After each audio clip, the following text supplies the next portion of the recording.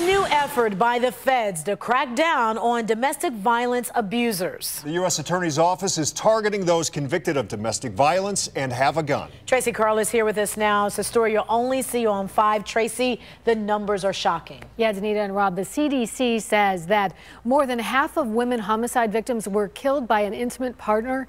Now the feds trying to prevent deadly violence against domestic violence victims. 71 domestic violence victims killed at the hands of their abusers in Ohio last year.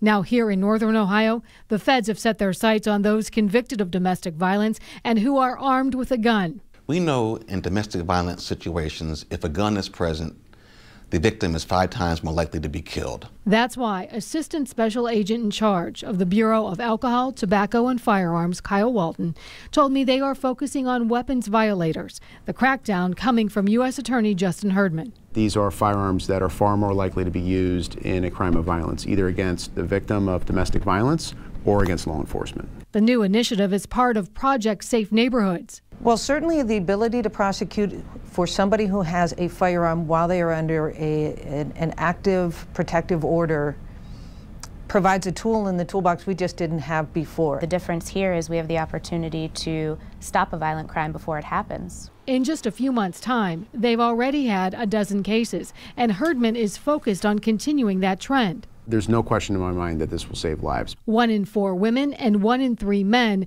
will be the victim of abuse by an intimate partner. Victoria Grant is the Justice System Advocate Coordinator with the Domestic Violence Child and Advocacy Center.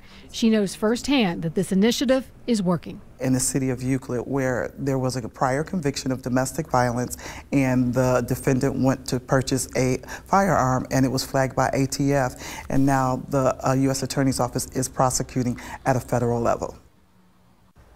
And there is significant time in federal prison for anyone who is convicted. Tracy Carlos, News 5.